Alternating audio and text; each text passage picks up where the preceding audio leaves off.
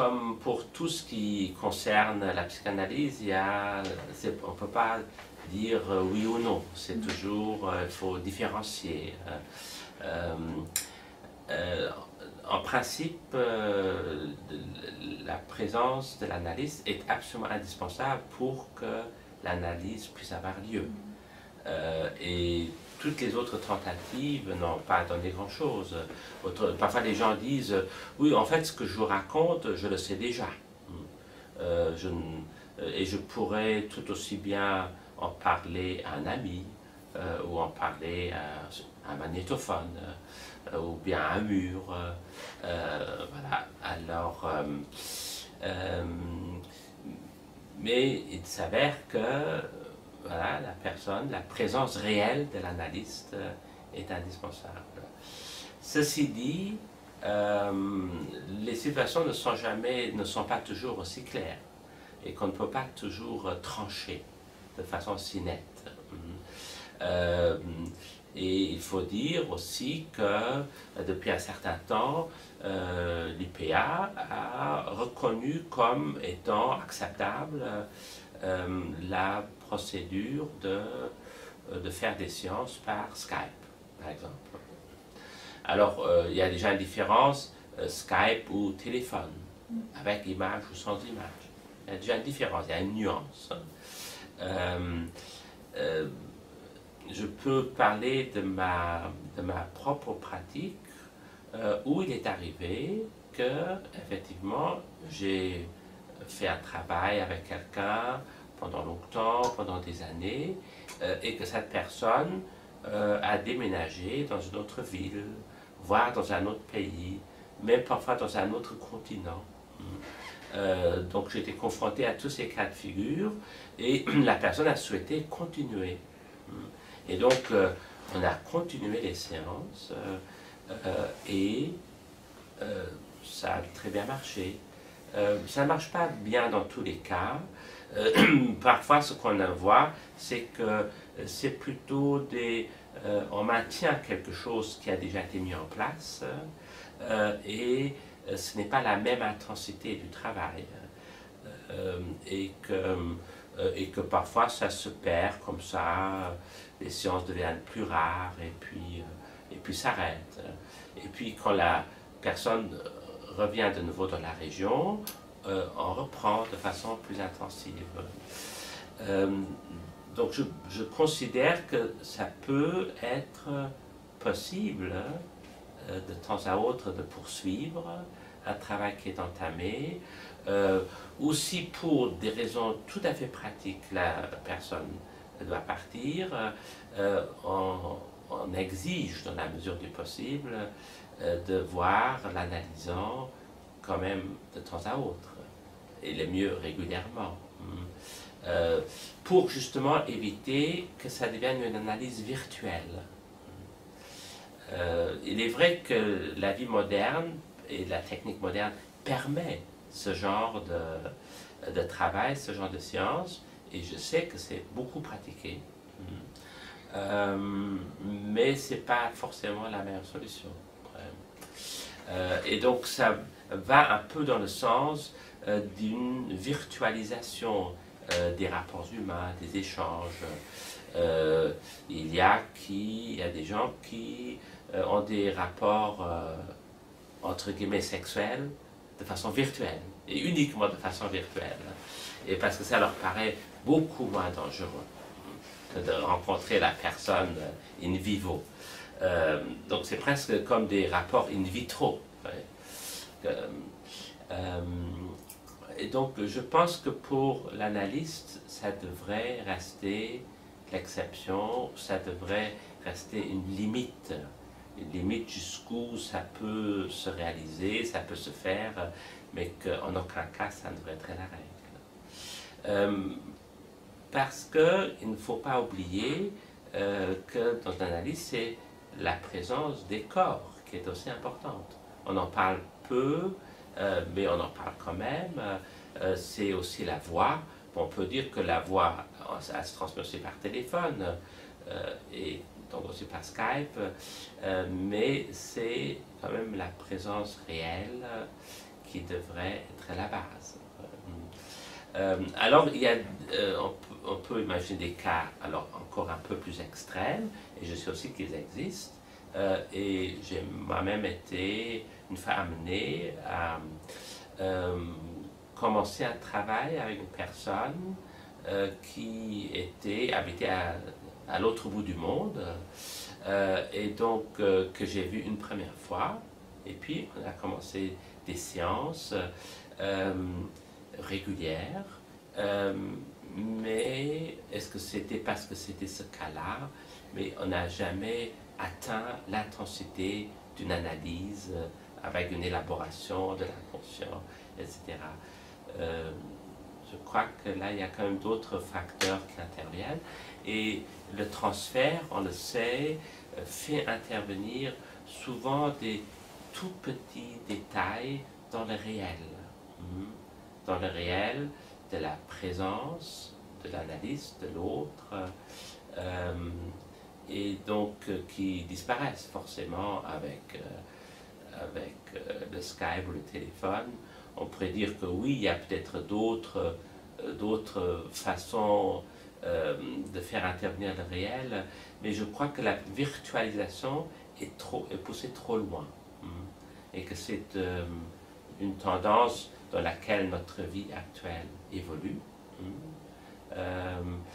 ou vers laquelle elle évolue, mais que c'est certainement pas ce qui est à rechercher pour une psychanalyse.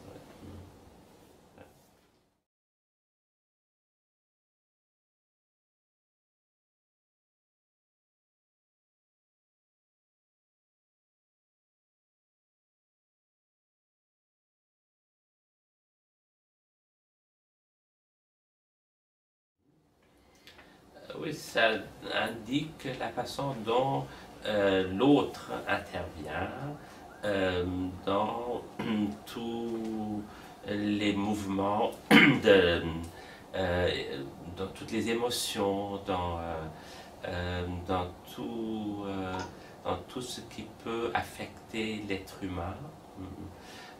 C'est que la situation est foncièrement différente si je la vis seule ou si c'est en présence d'un autre.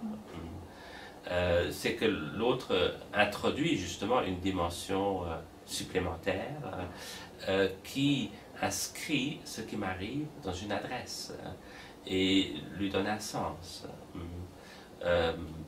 Et donc cette observation que vous faites, elle est tout à fait juste, elle est extrêmement fréquente, et avec les enfants, on le voit toujours qu'un enfant peut se faire mal et ne pas du tout réagir, très bien supporter.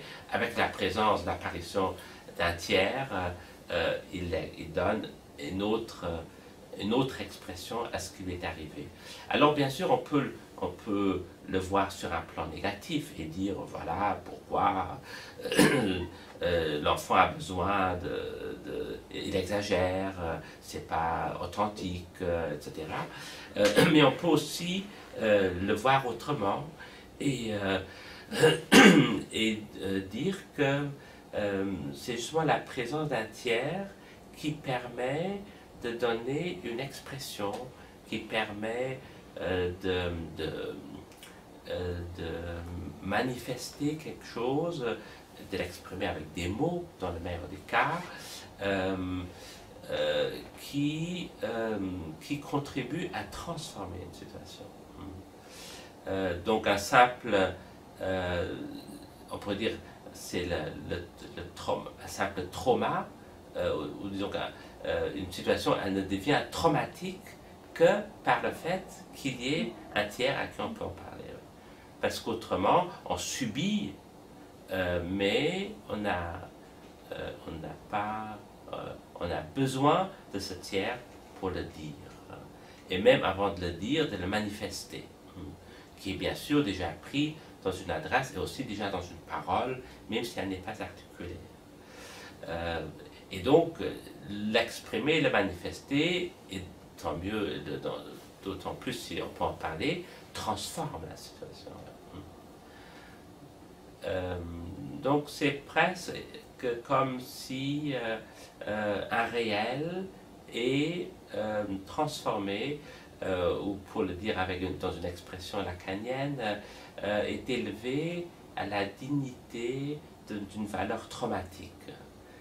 Le trauma est créé dans l'après-coup de ce qui advient. Et ça ne peut être possible que dans une adresse. Alors, ça c'est, si on part de cette base, il faut aussi tenir compte de l'autre aspect, d'un autre côté, c'est que l'enfant, bien sûr, exagère, avec une attente bien évidente d'être pris dans les bras par sa mère, d'être rassuré, de pouvoir se plaindre, etc. Chez l'adulte, c'est la même chose. Vous avez parlé de tristesse, mais la dépression, ce qu'on appelle dépression, est dans une très large mesure aussi inscrite dans une adresse à l'autre, avec une attente de bénéfices secondaires. Et donc ça peut, à la fois c'est un mécanisme donc qui est nécessaire, utile, voire salutaire, et à la fois il y a des abus des petits jusqu'aux plus grands abus imaginables de cette manifestation. Donc surtout l'attente de bénéfices secondaires. Et il dépend alors beaucoup de la façon dont l'autre réagit. Je ne parle pas seulement de l'autre maternel, mais ça peut être l'autre, le partenaire, mais c'est aussi la société. Parce qu'il y a tout un système qui est basé là-dessus, d'attendre des bénéfices secondaires de la société. Donc c'est là-dessus, sur ce vecteur-là, de la façon dont le sujet adresse un affect et la façon dont l'autre réagit, c'est là-dessus que se greffe une bonne partie du travail analytique, qui, bien sûr, et on ne cesse de le répéter, n'est pas là pour répondre à la demande, qui n'est pas là pour satisfaire une plainte, mais qui est plutôt là pour l'accueillir, pour l'entendre, pour l'écouter, éventuellement, justement, de la transformer, pour que ça puisse devenir une expression de quelque chose, d'une vérité du sujet là-dedans. C'est à ça que la psychanalyse est intéressante. Non pas aux bénéfices secondaires qu'il peut en tirer et aux assurances que l'individu va en tirer. Et c'est pour ça qu'il y a tout un système d'assurance que la société a mis en place pour accueillir des demandes et presque produire des demandes qui sont malsaines.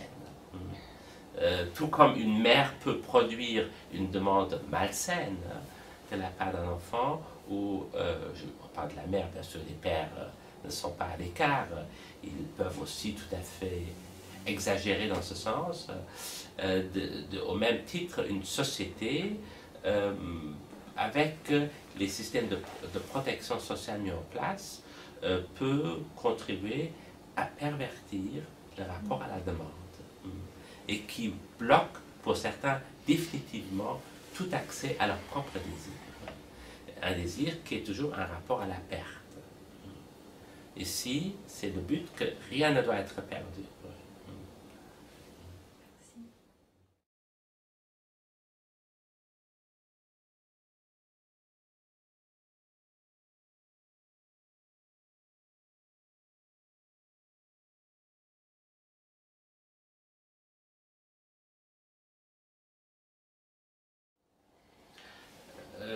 Oui, c'est l'idée qu'il puisse y avoir un rapport au désir sans perte.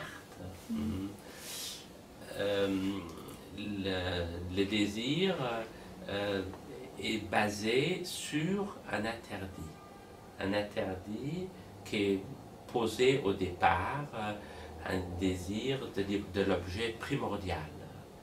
on pourrait dire, de la jouissance.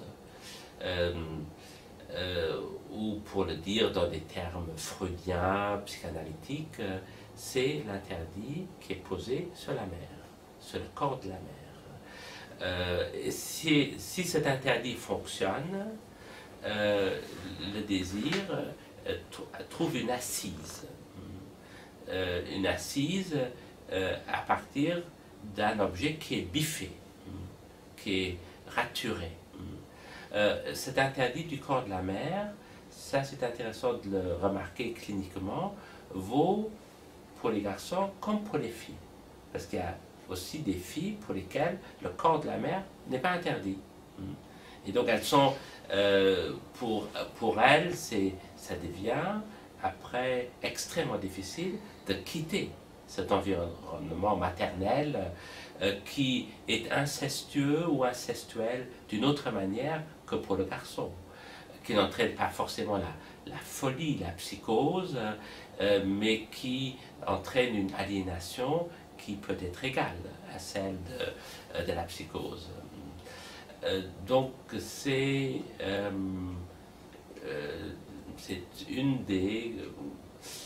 un des acquis fondamentaux de la psychanalyse et un point de départ de la pensée psychanalytique, c'est cet interdit premier, primordial, et qui entraîne une perte, mais une perte qui est constitutive d'une possibilité. Donc si on parle du désir impossible,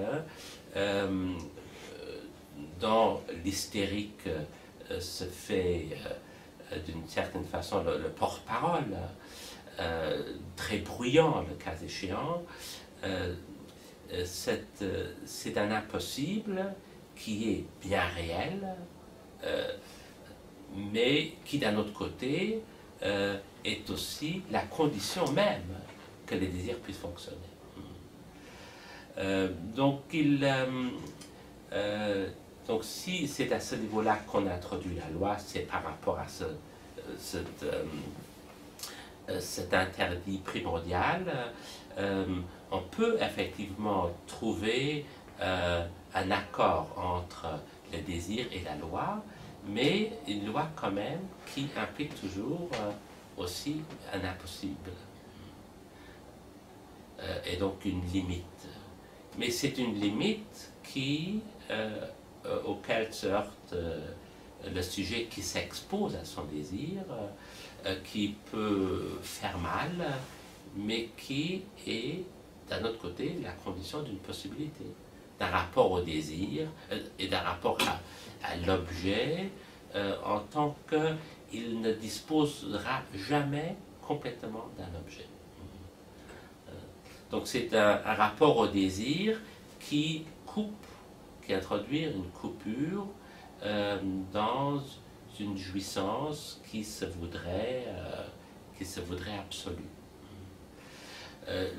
Dans ce qui renvoie à la situation de l'hystérie et à l'enseignement de l'hystérique qui est confronté à ce désir impossible dans la mesure où il, ou plutôt elle, l'hystérique, se voue à une jouissance absolue, mais qui est exclue. Donc qui revient, dont il y a peut-être un représentant quelque part. Lacan, pour en parler de cette jouissance absolue, a parlé de l'au moins un. Il y a au moins un pour qui cette jouissance fonctionne. C'est l'endroit où Freud a situé le père de la horte primitive dans Totem et Tabou. Mais ce sont des constructions théoriques, mais qui fonctionnent dans la construction du fantasme de l'hystérique, qui en est au moins un. C'est-à-dire que tous les autres qui sont accessibles n'arrivent jamais à la hauteur, à la cheville de cet au moins un. Mais c'est à cette condition-là que le désir est possible. Comme un impossible, ou un impossible qui, malgré tout, permet un rapport à l'objet. en tant que perdu. Alors c'est ça toujours la difficulté à laquelle on se heurte et qui est toute l'élaboration de la psychanalyse, d'aboutir à ça. Donc ce n'est pas une connaissance intellectuelle d'un processus, mais c'est un processus qui est éprouvé dans son corps même, dans sa chair. Un processus qui implique une perte, une déperdition de jouissance. On revient toujours à la même question, une déperdition de jouissance qui est la seule chose de ce qui de la jouissance peut être perçue.